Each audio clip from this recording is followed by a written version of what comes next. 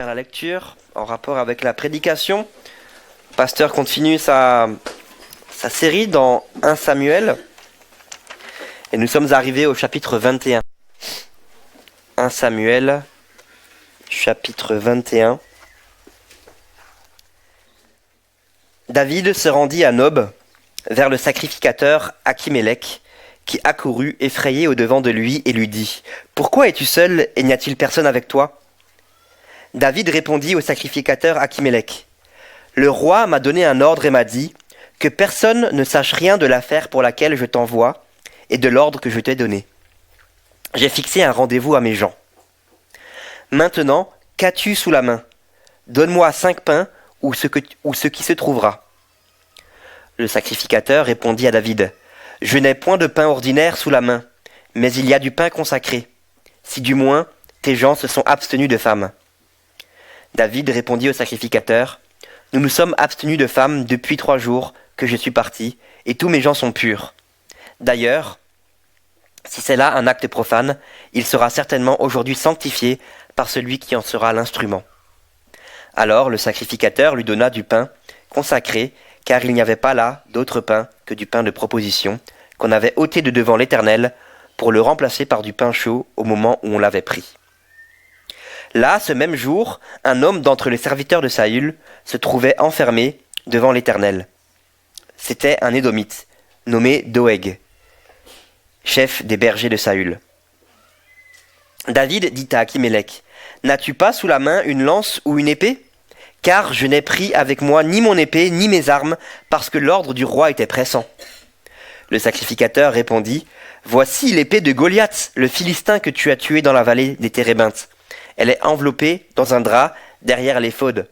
Si tu veux la prendre, prends-la, car il n'y en a pas d'autre ici. » Et David dit : « Il n'y en a point de pareil, donne-la-moi. » David se leva et s'enfuit le même jour loin de Saül. Il arriva chez Achish, roi de Gath. Les serviteurs d'Achish lui dirent : « N'est-ce pas là David, roi du pays ? N'est-ce pas celui pour qui on chantait en dansant : Saül a frappé ses 1000 et David ses 10 000 ? » David prit à cœur ces paroles, et il eut une grande crainte d'Achish, roi de Gath.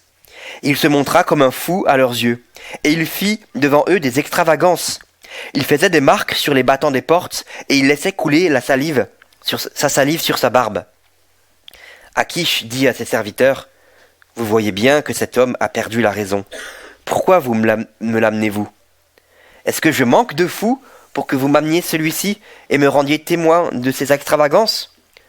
Faut-il qu'il rentre dans ma maison ? » David partit de là et se sauva dans la caverne d'Adulam. Ses frères et toute la maison de son père l'apprirent et descendirent vers lui. Tous ceux qui se trouvaient dans la détresse, qui avaient des créanciers ou qui étaient mécontents, se rassemblèrent auprès de lui et il devint leur chef. Ainsi se joignirent à lui environ 400 hommes. De là, David s'en alla à Mitzpé, dans le pays de Moab. Il dit au roi de Moab : « Permets, je te prie, à mon père et à ma mère de se retirer chez vous, jusqu'à ce que je sache ce que Dieu fera de moi. » Et il les conduisit devant le roi de Moab, et ils demeurèrent avec lui tout le temps que David fut dans la forteresse. Le prophète Gad dit à David : « Ne reste pas dans la forteresse, va-t'en et entre dans le pays de Juda. » Et David s'en alla et parvint à la forêt de Héret. Jusqu'ici, la lecture dans la parole de Dieu. Et je vous invite à la prière. Notre Dieu, notre Père, quel privilège de pouvoir ouvrir librement ta parole, de pouvoir la lire, et nous te prions, Seigneur, que nos cœurs puissent la comprendre. Ce matin, que tu puisses donner tes mots à Valentin, qu'il puisse prêcher ta parole avec fidélité, avec joie, avec zèle, et que ta parole ne revienne pas à toi sans avoir produit dans nos cœurs un effet utile pour nos vies, mais aussi un effet qui fait progresser ton royaume dans ce monde. Seigneur, nous nous attendons à ton Saint-Esprit, qu'il puisse venir rappeler ces paroles à nos cœurs et nous édifier, à nous qui t'appartenons. Que ton Saint-Esprit puisse aussi ouvrir les yeux des cœurs de ceux qui ne te connaissent pas encore, et qu'ils puissent voir au travers de ce texte leur besoin d'être réconciliés avec toi par Jésus-Christ. en qui nous te prions ces choses. Amen. Amen.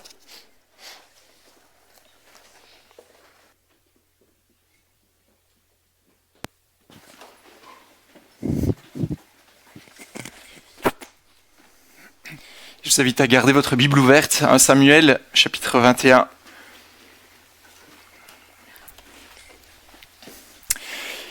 Savez-vous que Dieu a un projet pour chacun de nous ? Dieu a un projet pour chacune de nos vies. Bien sûr, Dieu a une volonté pour nous. Dieu veut nous conduire d'un point A vers un point B. En tout cas, c'est comme ça que je schématise un peu la vie chrétienne dans mon esprit. Il nous sauve, ensuite il nous fait progresser dans la sanctification pour nous aider à ressembler toujours plus à Jésus-Christ, que nos actes soient toujours plus pour la gloire de Dieu. En plus, qu'est-ce qu'il fait d'autre ? Il nous utilise dans son projet. Il nous donne des dons, il nous donne de servir son Église, il nous donne de pouvoir parler de lui peut-être à ceux qui ne le connaissent pas. Bref, Dieu se sert de nous dans son projet. Mais pensez-vous que nous pouvons gâcher ce projet de Dieu pour nous ? Qu'on peut le gâcher ? Comment par exemple ? Ne vous êtes-vous jamais demandé, mais que se passe-t-il si je m'écarte un tant soit peu à droite ou à gauche de ce projet que le Seigneur a prévu pour moi ? Si j'ai pas pu interpréter sa volonté, ce que Dieu voulait pour moi dans cette situation précise. Que se passe-t-il quand on pêche et que du coup nos attitudes sont complètement opposées à la volonté de Dieu ? Est-ce qu'il y a un risque de se perdre ? Est-ce qu'il y a un risque de ne plus se trouver dans la bénédiction de Dieu ? Est-ce que ce matin, on doit s'inquiéter peut-être d'une sortie de route ? Se dire, waouh, peut-être que si je ne progresse pas dans ma vie chrétienne ou si je ne progresse plus, bien c'est parce qu'il y a quelque chose qui ne va pas. En tout cas, je ne le sens pas comme ça. Alors ce matin, nous retrouvons notre courageux et vaillant David, un homme choisi par Dieu lui-même, hors d'une famille de 8 frères, le dernier choisi par Dieu. On pourrait dire le protégé du Seigneur. Celui qui, si vous vous rappelez, avait une passion dévorante pour la gloire de Dieu. Vous vous rappelez peut-être ce qu'il a fait avec Goliath, alors que tout le monde tremblait, tout Israël avait peur de cet ennemi. David, lui, dit non. Qui est cet incirconcis pour insulter le Dieu vivant ? Moi, j'irai l'affronter avec des pierres, une fronde et un bâton. David, celui qui est selon le cœur de Dieu, choisi selon on pourrait dire les critères de Dieu. C'est pas choisi selon les hommes. Mais Dieu, quand il choisit son roi, il s'est dit, voilà précisément celui que je recherche. Il y a le téléphone qui sonne là. Mais pourtant ce matin, nous retrouvons une période un peu étrange de la vie de David. On l'a lu, n'est-ce pas ? On a 2 histoires un peu bizarres, un peu particulières, et on n'est pas trop à l'aise avec ces 2 histoires. On voit David qui agit de manière étrange et on ne sait pas trop quoi faire avec ça. Et je vous propose de les regarder ensemble avec un premier point. Je perds ma voix, c'est pas une bonne chose. Les attitudes étranges et pécheresses de David. Les attitudes étranges et pécheresses de David. On avait vu la dernière fois que David a dû partir de l'endroit où il se trouvait proche du roi Saül, et devait quitter à cause de l'opposition grandissante qu'il y avait contre sa personne. Et donc ce matin, enfin en tout cas dans ce texte, David arrive à Nob auprès du prêtre Ahimelech. Et on arrive à notre première histoire étrange ce matin. Vous voyez ce qui se passe au départ ? Ahimelech, au verset 1er, voyant arriver David de cette manière, seul, sans prévenir, comme cela, se dit, là, il y a quelque chose qui ne tourne pas rond. Tout tremblant de peur, il va à sa rencontre et lui dit, mais que se passe-t-il ? Que fais-tu là ? Que fais-tu là ? Que fait David, verset 3 ? Comment est-ce qu'il lui répond ? David ment. David ment simplement. David, dans ce verset 3, raconte une histoire inventée de toutes pièces au prêtre de l'Éternel. Il ment. Alors certains disent, oui, mais il voulait couvrir le prêtre. Il ne voulait pas que le prêtre soit mêlé alors qu'il savait qu'il y avait des problèmes avec sa personne et donc il voulait le protéger. Mais nous savons, n'est-ce pas, on l'a vu au chapitre 19, verset 18 particulièrement, que David, lorsqu'il était dans les problèmes, s'était déjà réfugié près d'un homme de Dieu, Samuel. Et le verset 18 nous dit, « Il se rendit vers Samuel et lui raconta tout ce que Saül avait fait. » Et là, il arrive devant le prêtre et raconte une histoire inventée de toutes pièces. Pourtant, Dieu l'en a déjà délivré. Il a déjà délivré de la main de Saül. On l'a vu la dernière fois. Mais ici, il ment sur toute la ligne. Et voyez ce qu'il continue de faire ensuite. David a faim. Il est parti rapidement, sans rien emporter, et demande au prêtre s'il a quelque chose à manger. Et il continue son histoire étrange. Et là, à nouveau, la nourriture que le prêtre possède n'est pas pour David.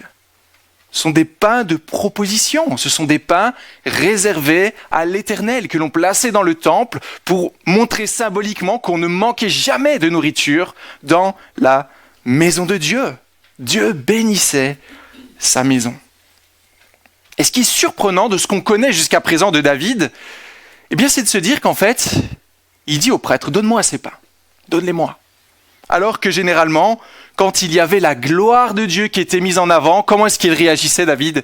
Oh non, non, qui suis-je moi ? Qui suis-je ? Moi, le simple fils de Jessé pour prétendre être le gendre du roi ou prétendre être le roi d'Israël.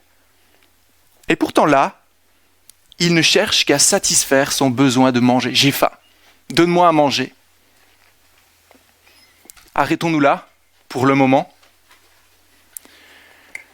Voyez-vous ce qu'on apprend sur David ? Ce qu'on apprend de David, juste avec cette première histoire. Disons-le, disons les mots.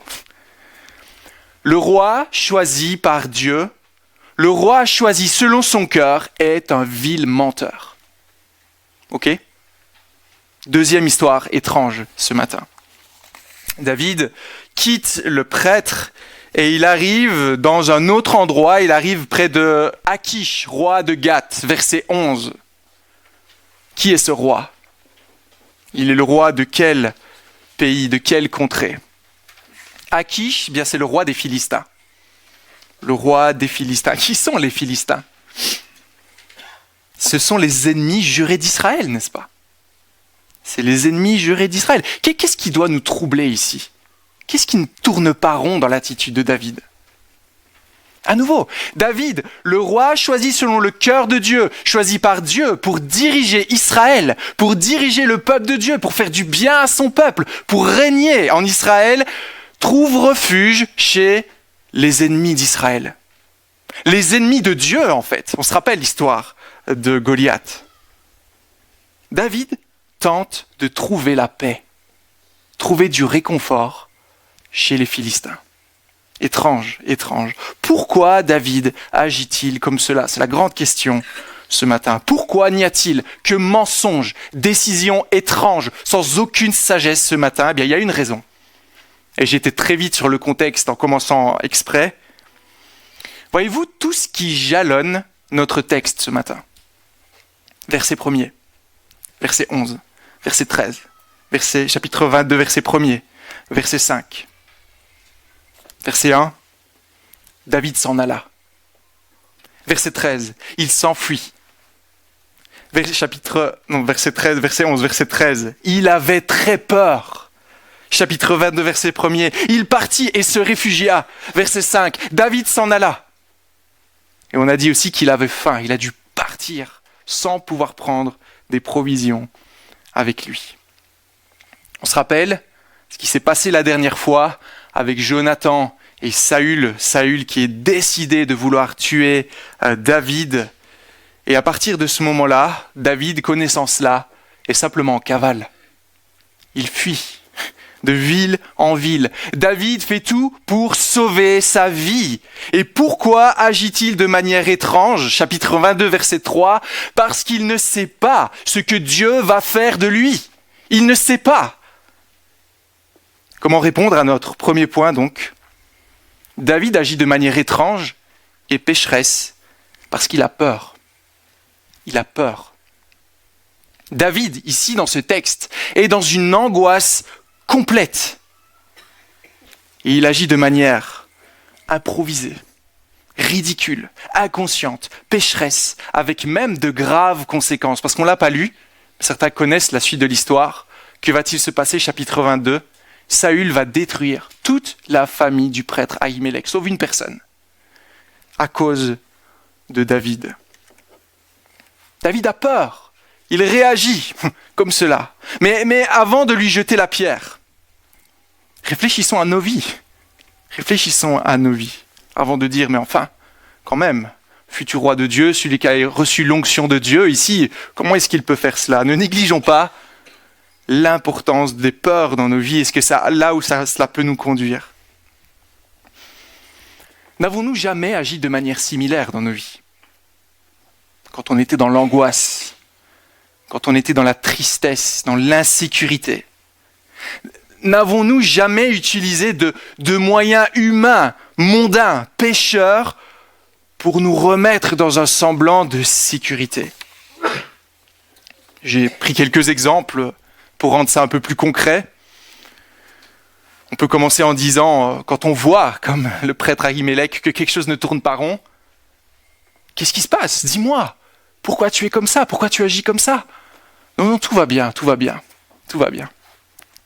Je suis un peu fatigué actuellement, alors que nous savons pertinemment que c'est faux. N'avez-vous jamais exagéré vos qualités lors d'un entretien d'embauche parce que vous aviez vraiment besoin de ce travail? Mais c'est un mensonge. C'est un mensonge.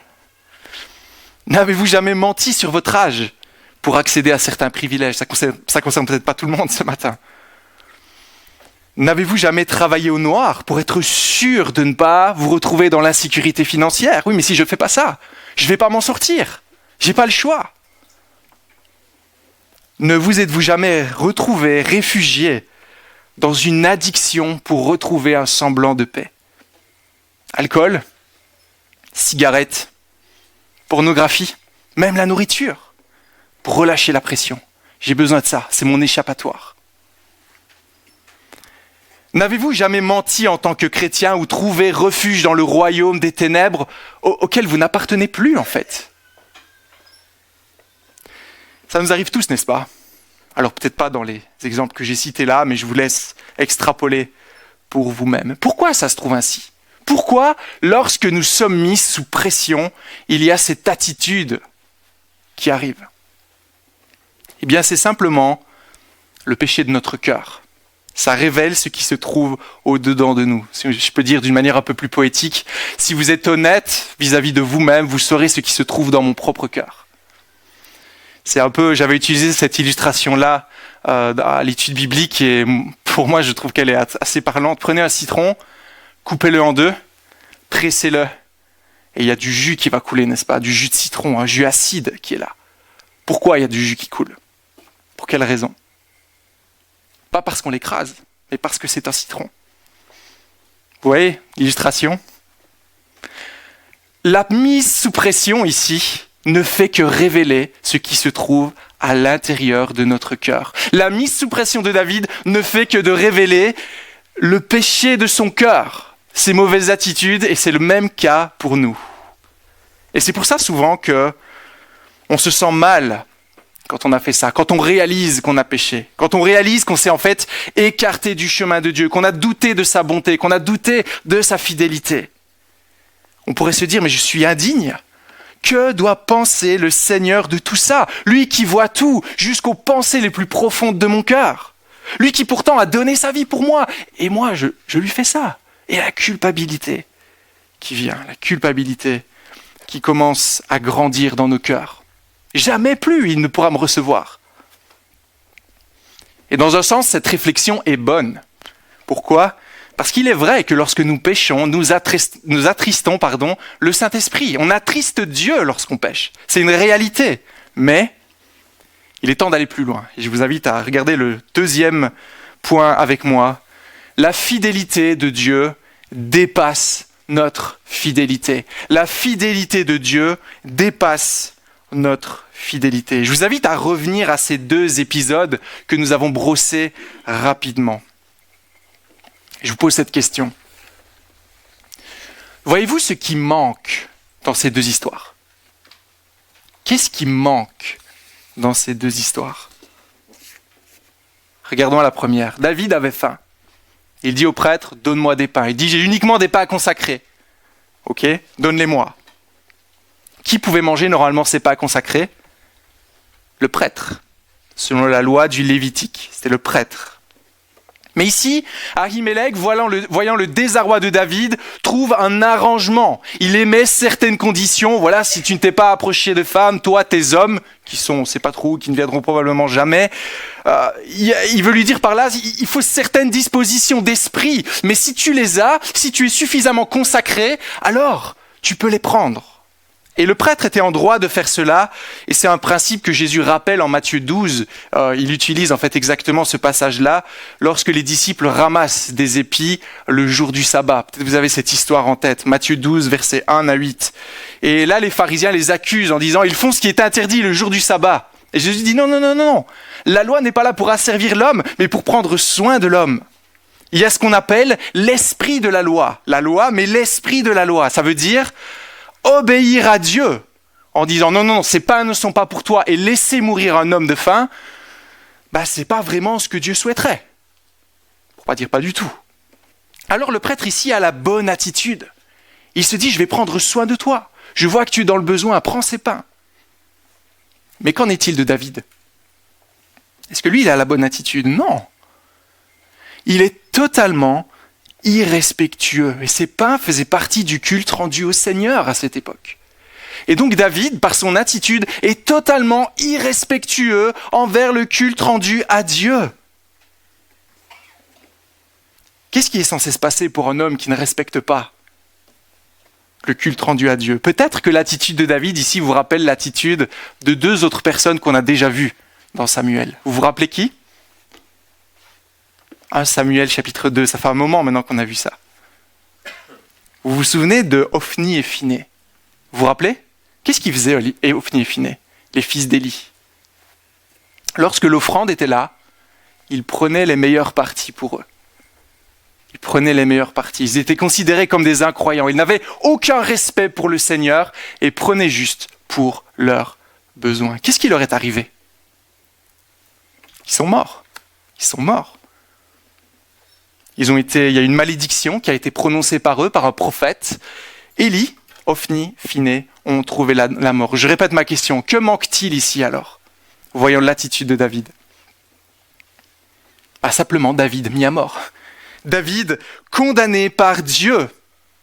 Il n'a pas respecté le Seigneur. Mais pourtant, qu'est-ce qu'on voit? Il en est autrement. Pourquoi? Pourquoi Dieu n'agit-il pas? Alors qu'il nous a montré un peu plus tôt qu'il était capable d'agir comme cela. Qu'est-ce qui se passe ici? Eh bien, ce texte veut nous montrer autre chose. Ce texte veut nous parler d'autre chose que de l'attitude de David ce matin. Il veut nous parler de l'attitude de Dieu envers ses enfants qu'il aime. Que voyons-nous dans ce texte? Que voyons-nous? L'attitude déplorable de David. Mais du coup, que voyons-nous d'autre? Ce que nous voyons, c'est que quand tout semble partir en fumée, quand tout semble désespéré, David est un fuyard, il meurt de faim, il a la mauvaise attitude face à Dieu, il semble un peu, dans un sens, abandonner Dieu. Que voit-on dans ce moment de détresse extrême? Il ne reçoit pas les pains parce qu'il en est digne, mais parce que Dieu est un Dieu de grâce. Parce que Dieu est un Dieu de grâce. Dieu rejoint David là où il se trouve, dans sa détresse. Parfois, on a une mauvaise vision de Dieu. On l'imagine un peu comme un examinateur de conduite. Vous passez votre examen, Et là, vous avez réussi tous les tests, vous avez bien roulé à la bonne vitesse, mais il y a cette priorité de droite que vous avez oubliée. Il n'y en a pas beaucoup en France, des priorités de droite. Chez nous, il y en a énormément en Belgique. Et là, vous ne l'avez pas vu, forcément, il n'y en a jamais. Et là, l'examinateur vous dit, à la fin du permis, c'est très bien, vous avez tout réussi, sauf cette priorité de droite. Donc, je ne peux pas vous donner votre permis. Paf! Dieu n'est pas comme ça. Dieu n'est pas en train de nous attendre au tournant pour nous condamner, pour nous accabler davantage. Mais la grâce de Dieu est bien plus grande qu'on peut l'imaginer. Sa fidélité dépasse notre fidélité car son amour est bien plus grand que notre amour vis-à-vis de lui. Et on a ici, dans ce texte, un exemple de l'attitude de Dieu quand ses enfants sont dans la détresse.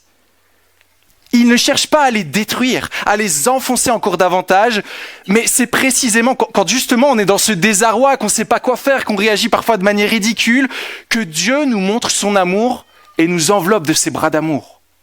Vous voyez ça? C'est précisément dans ces moments-là que Dieu nous montre sa grâce. C'est dans les moments plus compliqués de nos vies qu'on a l'occasion d'expérimenter l'amour du Seigneur. Et là, c'est ce qu'on voit. David a pu manger ses pains et subvenir à ses besoins. Regardons à l'autre histoire maintenant, l'autre histoire étrange. Même question. Que manque-t-il dans ce passage de David à Gath? Qu'est-ce qui manque? Qu'est-ce qu'on aurait dû logiquement voir dans le parcours de David par cette ville des Philistins? Gath, c'était la ville de qui? C'était la ville de qui? Qui se trouve à Gath? Goliath.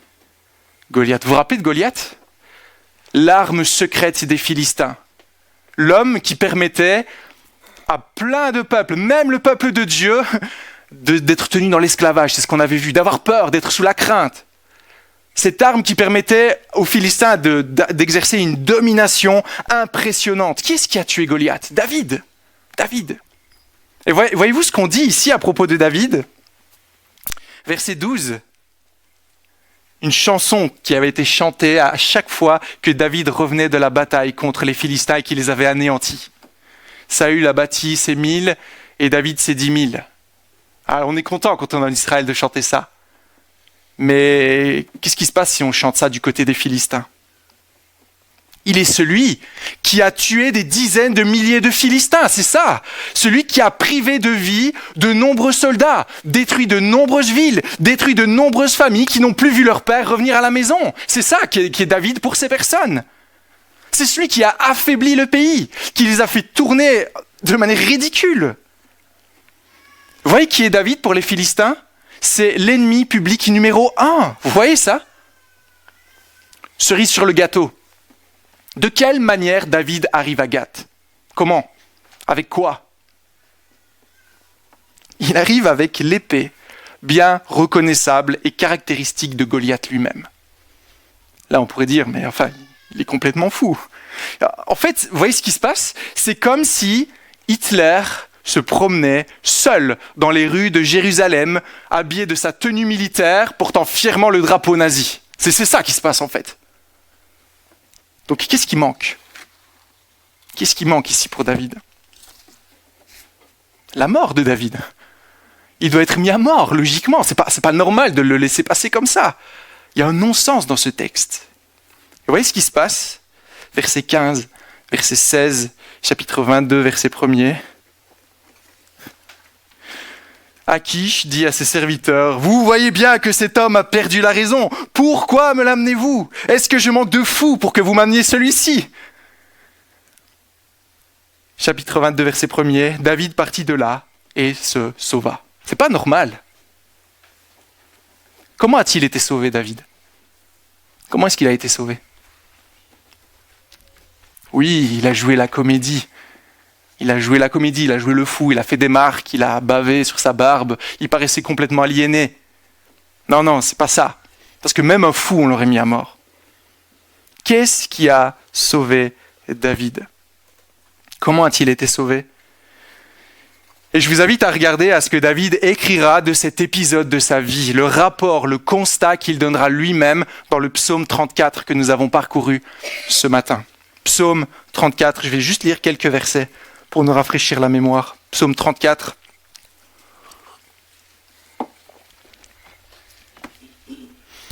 Psaume 34, verset 1er de David, lorsqu'il se fit passer pour un fou en présence d'Abimélec et qu'il s'en alla chasser par lui. Alors là, vous allez dire, oui, mais on parle d'Achish, là c'est Abimélec, mais en fait c'est le même épisode, c'est juste que Abimélec, c'est comme si on disait le roi ou le pharaon, c'est un titre en fait, ok ? Mais c'est vraiment cet épisode qui est relaté ici. Donc verset 2, voilà ce que David dit, voilà comment David montre, comment il a été secouru. Je veux bénir l'Éternel en tout temps. Sa louange sera toujours dans ma bouche. Que mon âme fasse toute sa fierté de l'Éternel. Que les humbles écoutent et se réjouissent. Dites avec moi la grandeur de l'Éternel. Célébrons tous son nom. J'ai cherché l'Éternel et il m'a répondu. Il m'a délivré de toutes mes frayeurs. Quand on tourne les regards vers lui, on est rayonnant de joie. Et le visage ne rougit pas de honte. Quand un malheureux crie, l'Éternel entend et le sauve de toutes ses détresses. L'ange de l'Éternel campe autour de ceux qui le craignent et les arrache au danger. Goûtez et voyez combien l'Éternel est bon. Heureux l'homme qui cherche refuge en lui. Verset 18. Quand les justes crient, l'Éternel entend. Il les délivre de toute leur détresse. L'Éternel est près de ceux qui ont le cœur brisé. Il sauve ceux dont l'esprit est abattu. Beaucoup de malheurs atteignent le juste, mais l'Éternel l'en délivre toujours. Il garde ses os. Aucun d'eux n'est brisé.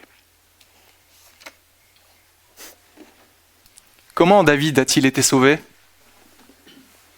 Selon David, la seule raison pour laquelle il a toujours la vie à ce stade de sa vie, à cet épisode particulier, c'est parce qu'il a levé les yeux vers l'Éternel et que l'Éternel l'a délivré. Ce n'est que ça. Parce qu'il a crié au secours de l'Éternel et que l'Éternel l'a répondu. C'est pas le cinéma qu'on voit là. C'est pas son attitude mauvaise. À nouveau, qu'est-ce qu'on voit dans ce texte ? Dieu l'a rejoint dans sa folie. C'est bizarre de dire ça. Dieu l'a rejoint là où il se trouvait pour le ramener sur le droit chemin. Dieu n'a pas attendu au tournant pour lui dire « T'as choisi les Philistins, débrouille-toi maintenant. C'est ton problème. Tu veux pas de moi ? Tu trouves refuge là-bas ? On pourrait dire tu trouves refuge dans une voie pécheresse ? Bon vent. À toi d'assumer les conséquences de tes actes. » Non. Dieu nous montre qu'il est un Dieu de grâce qui entoure ses enfants même et surtout au sein de la détresse et de leurs erreurs. Surtout dans leurs erreurs. Mais là, vous avez bonne mémoire ce matin. Vous avez bonne mémoire. Et vous me dites, oui, mais attendez. Vous vous rappelez de Saül à ses débuts ? C'était quoi le problème avec Saül à ses débuts ? Qu'est-ce qui s'était passé à un moment donné quand il a affronté les Philistins ? Saül, il ne faut pas que je me trompe dans les prénoms, Saül, il a été mis sous pression. L'armée était en face de lui, s'apprêtait à attaquer. Qu'est-ce qui se passe ? Il attendait que Samuel vienne faire le sacrifice. Il vient pas. Il attend la bénédiction de Dieu pour partir à la bataille. Samuel avait du retard, encore et encore. La plupart des personnes de son armée commençaient à abandonner. Il voyait cela, il commençait à angoisser. Il était mis sous pression, et qu'est-ce qu'il fait ? Il a péché.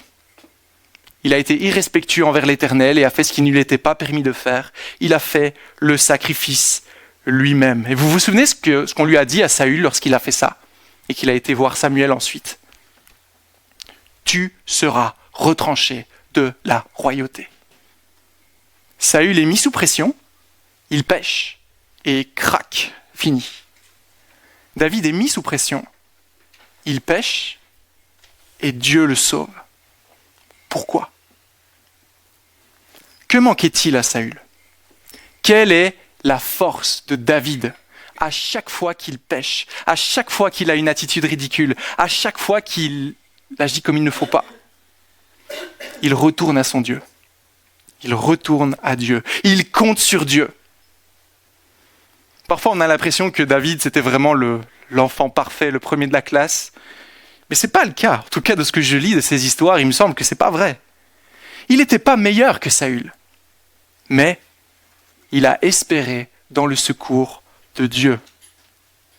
Dieu le voit du coup comme juste parce qu'il espère en Dieu. Il n'espère pas en lui-même, mais il espère dans le secours de l'Éternel.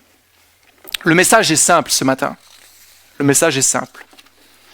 Même à travers les échecs de nos vies, les angoisses, les erreurs, le péché que nous commettons, ne cessons pas de lever les yeux vers Dieu, car Dieu ne cesse de bénir ceux qui cherchent sa face et qui le craignent, ceux qui ne cherchent de trouver secours en Dieu seul et pas en eux-mêmes. Où se trouve la solution pour David ? Psaume 34. Espérer uniquement en Dieu, pas dans sa performance, pas dans sa force. Où se trouve notre sécurité aujourd'hui ? À l'histoire, l'époque du salut dans laquelle nous nous trouvons, en Christ, pas dans nos performances. Pourquoi ? Car c'est lui seul qui ait été donné pour que nous puissions être sauvés. C'est lui seul qui est donné pour que nous puissions avoir la vie éternelle. Car lui seul accomplit ce que personne, aucun d'entre nous n'a pu accomplir. Lui seul a été parfait. Lui seul a payé la dette de nos fautes. Et donc nous, tout ce qu'on doit faire, c'est rester caché en lui, rester caché en Christ. Il n'y a pas d'autre moyen, il n'y a pas d'autre méthode. Et quand on regarde à l'œuvre de la croix, c'est uniquement ça qu'elle nous dit. Elle nous dit, regarde, tu n'es pas capable. Il faut Dieu qui vient sur terre mourir à la croix. Donc qu'est-ce que toi tu peux faire par ta sagesse, par tes compétences, par tes stratégies ? Elles sont ridicules. On l'a lu avec David. Elles sont ridicules. Mais quand on regarde à Christ, quand on veut trouver le secours auprès de Dieu, alors Dieu est pour nous. Parce que Jésus a tout accompli et si nous gardons nos yeux fixés sur lui, nous sommes enfants de Dieu. Et donc Dieu ne nous lâche jamais. Il ne nous abandonne jamais. Verset 18. Quand les justes crient, l'Éternel entend. Qui peut dire ça aujourd'hui ? Qui peut dire ça ? Moi, je ne peux pas le dire. Je connais mon cœur. Mais je sais que devant Dieu, je suis juste parce que Christ a donné sa vie pour moi. Est-ce que c'est le cas pour vous ? Et parce que je suis juste, alors quand je crie à l'Éternel, je sais qu'il me répondra. Peut-être pas exactement comme moi je veux, mais d'une manière bien supérieure et bien meilleure. Croyez-vous cela ? Croyez-vous cela ce matin ? Alors de quelle manière cela change-t-il nos vies ? De quelle manière ça nous donne d'aborder le péché de nos vies et de nos propres cœurs ? La seule chose que nous demande le Seigneur, j'aime pas tellement cette formulation, parce que ça fait un peu comme si on participait, on sait très bien que c'est le Seigneur qui nous donne d'être attirés à lui. Mais la seule chose qu'il nous demande, c'est de garder nos yeux fixés sur lui. Pas une fois le jour de notre conversion, mais constamment, chaque jour de nos vies. Croire que c'est lui qui se bat à notre place. On l'a déjà vu avec Goliath. C'est pas, bon, là mon frère t'a péché. Alors là, tu dois d'abord essayer de regagner la confiance avec Dieu, revenir progressivement, montrer ta bonne volonté. Non, ça c'est ce qu'on ferait avec les êtres humains. Il faut gagner la confiance à nouveau parce qu'elle a été brisée. Mais avec Dieu, c'est pas comme ça que ça se passe. Et ça, c'est pas l'évangile. L'évangile dit, moi, j'ai tout accompli pour toi, alors regarde à cette solution. Même et surtout quand tu as péché. Surtout. Et c'est un peu ce qu'on retrouve dans tout le Nouveau Testament, dans les exhortations. Voilà, j'ai deux, trois, je ne vais pas être trop long ce matin, mais j'ai deux, trois textes. Timothée 1, 18, 19. De quelle manière est-ce que Paul exhorte Timothée ? Il lui dit quoi ? Combat le bon combat des œuvres. Non, combat le bon combat de la foi. La foi, garde la foi et une bonne conscience. Rappelle-toi que Christ est mort pour toi. Garde foi en lui. Matthieu 24, 13. Mais à celui qui persévérera jusqu'à la fin, lui, il sera sauvé. Comment on persévère ? On garde nos yeux fixés sur Jésus. Hébreux 10, 23. Approchons-nous donc d'un cœur sincère, avec une pleine foi. Le cœur purifié d'une mauvaise conscience, le corps lavé d'une eau pure. Pourquoi ? Parce que Christ a donné sa vie. Continuons, faisons l'acte continuel de reconnaître publiquement quelle est notre espérance sans fléchir. Pourquoi ? car celui qui fait la promesse est fidèle et digne de confiance. C'est pas nous qui sommes en train de dire, c'est pas du développement personnel. Allez, crois-y à fond et ça va aller.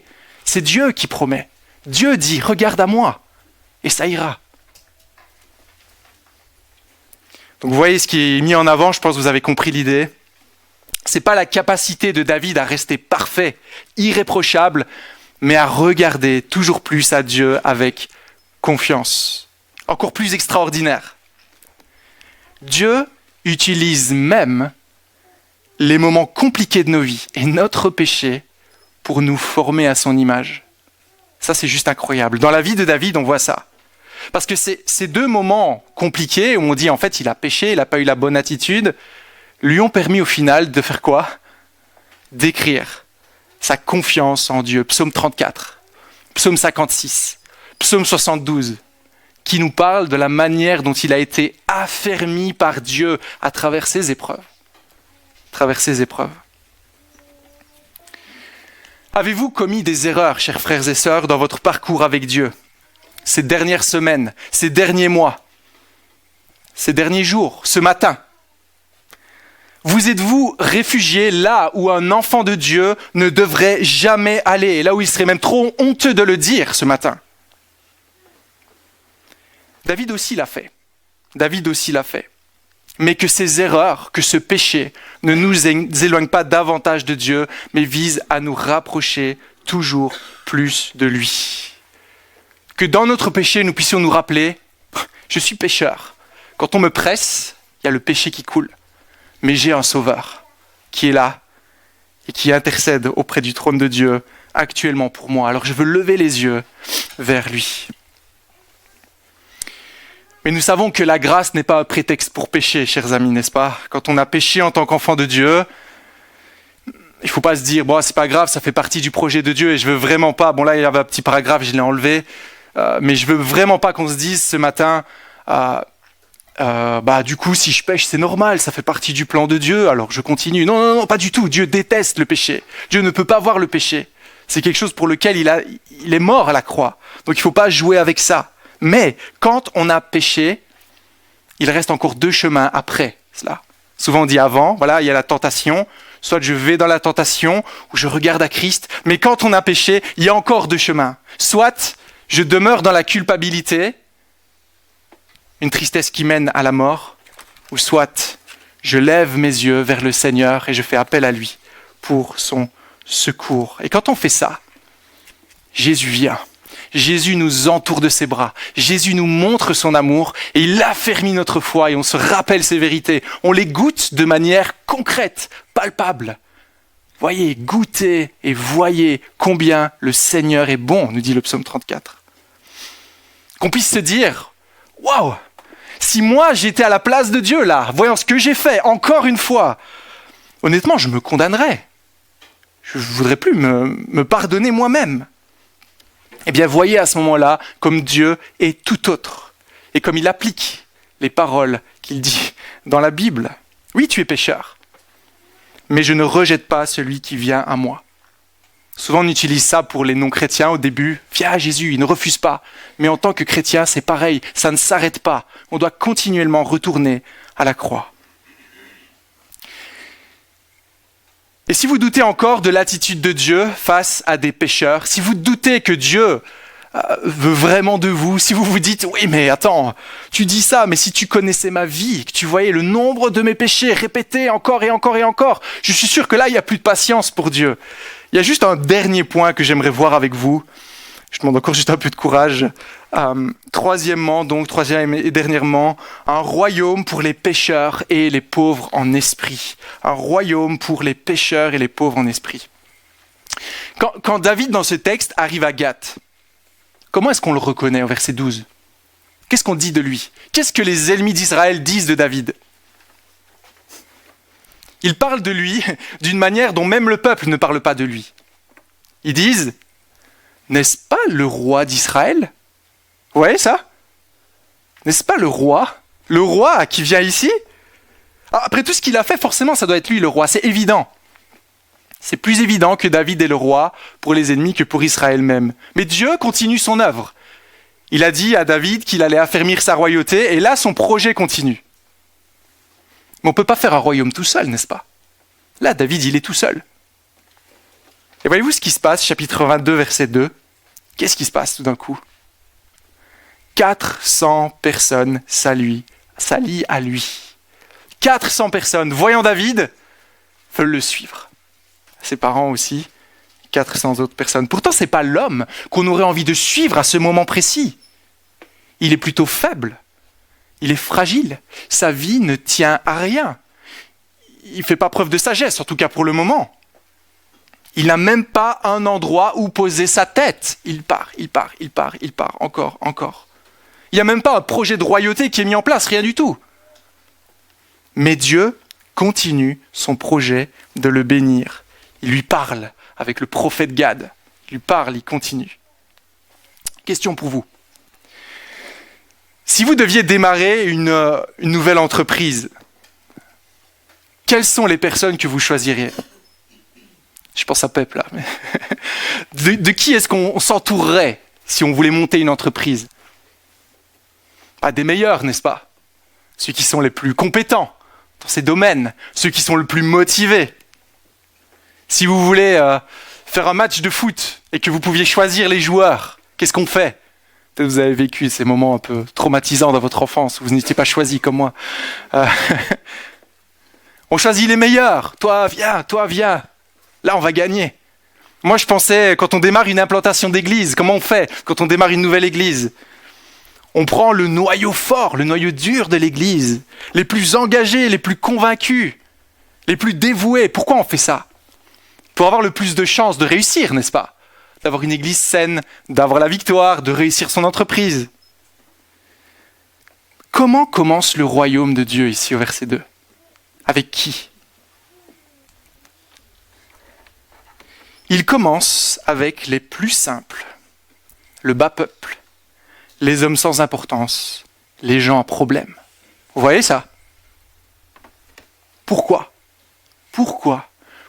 David, ici, dans cette maquette du royaume de Dieu à venir, commence par s'entourer des pires crapules de l'époque?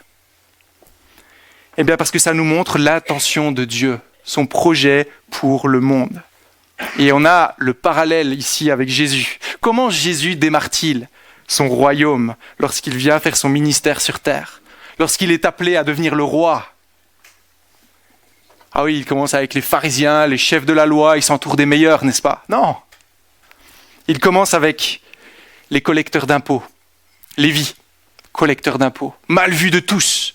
Ah, eux, c'est des pécheurs, eux, on les rejette. Des pêcheurs de poissons, des hommes sans instruction, des hommes un peu méprisés de tous. Jésus les choisit comme ses disciples les plus proches. Voilà comment il commence son royaume. Et même plus. Marc chapitre 2 verset 17, il passe son temps avec qui? Les pécheurs. Les pécheurs, ceux qui sont de mauvaise vie. Que dit-il? Pourquoi fait-il cela? Jésus dit, ce ne sont pas les bien portants qui ont besoin de médecins, mais les malades. Je ne suis pas venu appeler des justes, mais des pécheurs. Alors si vous vous retrouvez comme tel ce matin et que vous vous dites « mais j'ai tellement péché dans ma vie que le Seigneur ne veut plus de moi », voyez ce qui intéresse le Seigneur ce matin. Voyez pour qui le royaume de Dieu a été fait. Des personnes qui n'y arrivent pas. Des personnes qui sont terrorisées. Des personnes qui agissent de manière parfois ridicule, souvent. Des personnes qui pêchent encore et encore. Des personnes qui sont perdues, voient qu'il n'y a aucune solution à leurs problèmes, comme David lorsqu'il était à son passage à Gath. Mais des personnes qui, comme David, en voyant leur incapacité à se sauver et à s'appuyer sur Dieu, psaume 34, reviennent constamment à lui, lèvent les yeux à lui, avouent leur faiblesse, se repentent lorsqu'ils se sont égarés. C'est pour ces personnes que le Seigneur est venu. Alors essayons de répondre à notre question du début. Est-ce possible de gâcher le plan de Dieu envers ses enfants? Est-ce possible de gâcher le plan de Dieu à notre égard? Ce qu'il a prévu de toute éternité pour nous. Éphésiens 2.10. Les œuvres préparées d'avance pour qu'on les accomplisse. Est-ce qu'à cause de notre comportement, notre péché, nos mauvais choix, on peut s'égarer complètement? Dieu avait un projet pour David, qu'il devienne roi sur Israël. Qu'est-ce qui s'est passé? Il y en aura d'autres qui vont venir après. Vous le savez, n'est-ce pas? Il est passé par des moments étranges, des péripéties, des moments où il a vraiment manqué de sagesse, des mensonges, des douleurs. Mais nous connaissons la fin de l'histoire pour David. 1 Chroniques chapitre 29, verset 26. David, fils de Jessé, régna sur tout Israël. Le temps qu'il régna fut de 40 ans. Il mourut dans une heureuse vieillesse, rassasié de jours, de richesses et de gloire. Qu'est-ce qui s'est passé pour David? Le plan de Dieu s'est accompli pour lui à la lettre, malgré ses mauvais choix, malgré ses erreurs, malgré son péché. Il est arrivé là où le Seigneur voulait le conduire, dans une abondance et une richesse. Donc sur base de ce que nous avons vu, je ne pense pas qu'il y ait qu'un seul chemin, point A à un point B, dans la volonté de Dieu. Il ne s'agit pas d'une direction linéaire, croissante, mais nous devrons peut-être passer par des hauts, des bas, des moments de peine, des moments de joie, des moments de tristesse, des moments de péché. Pourquoi? Car Dieu va utiliser tout cela afin de nous former toujours plus à son image, afin de nous faire ressembler toujours plus à Christ, afin de nous apprendre à renoncer à nous-mêmes, à lui faire confiance, afin d'expérimenter concrètement son amour. Donc si vous êtes chrétien ce matin, si vous avez placé toute votre espérance en Christ, si vous êtes dans le projet de Dieu, réjouissez-vous. Réjouissez-vous de voir que rien ne peut empêcher le plan de Dieu de fonctionner pour nous. Et je sais que c'est un thème très vaste, c'est une doctrine qu'on appelle la persévérance des saints et je trouve que c'est vraiment réjouissant. On est dans la main de Dieu, rien ne peut nous éloigner de sa main. Il fait concourir toutes choses pour notre bien. Dieu n'est jamais surpris. Il sait tout ce par quoi on va devoir passer et peut-être même parfois on ne comprendra pas pourquoi c'était nécessaire et on ne le saura peut-être jamais. Mais que nous puissions faire confiance à Dieu, qu'il va utiliser tout cela. Et nous, on regarde à Dieu, encore, et encore, et encore. Mes frères, considérez comme un sujet de joie complète les diverses épreuves que vous pouvez rencontrer, sachant que la mise à l'épreuve de votre foi produit l'endurance. Or, il faut que l'endurance accomplisse parfaitement son œuvre, afin que vous soyez parfaitement qualifiés, sans défaut, et qu'il ne vous manque rien. Qu'il ne vous manque rien. Voilà le projet de Dieu en nous. Si vous n'êtes pas chrétien, je vous invite ce matin à voir l'enjeu de nos vies, l'enjeu de notre monde. Notre monde, notre vie n'est qu'instabilité. Quoi qu'on dise, quoi qu'on fasse. Si on est tout à fait honnête, on n'aime pas ces vérités, mais en fait, vous ne savez même pas si vous serez en vie ce soir. Vous ne savez pas. Peut-être que votre cœur va s'arrêter. On ne maîtrise rien. Où allez-vous placer votre confiance? L'argent? La santé? Elle est défaillante. Les amis? Ils vont, ils viennent, parfois ils nous abandonnent. Le travail? On peut perdre le travail comme ça. La paix de notre pays? Regardez les infos à la télé. Nos assurances? Elles se retournent contre nous dès qu'il y a le moindre détail qui ne va pas. Tout dans ce monde nous prouve qu'il n'y a aucune stabilité, que la stabilité qu'elle nous offre, c'est fragile comme une feuille. Mais sachez que si vous ne maîtrisez rien, il y en est un qui maîtrise chaque détail de cet univers, chaque détail. Il maîtrise même la mort elle-même. Il connaît le nombre de vos jours depuis que vous êtes en ce monde. Il s'agit de l'Éternel. Et le seul moyen de pouvoir bénéficier de ce qu'il nous offre, cette paix, cette sécurité que le monde ne connaît pas, c'est de venir à Jésus. C'est de venir à son moyen de salut, à venir à celui qui est plus fort que la mort, parce qu'il est ressuscité le 3e jour, au seul qui nous permet d'être réconciliés avec Dieu et de dire, comme le psaume 34, verset 5, « J'ai cherché l'Éternel et il m'a répondu. » Pas peut-être il me répondra. Non, il m'a répondu. Alors en terminant, je voudrais juste résumer l'idée avec vous, avec ce que Paul dit en Romains 8, 28. Nous savons du reste que toute chose concourt au bien de ceux qui aiment Dieu, de ceux qui sont appelés selon son dessein.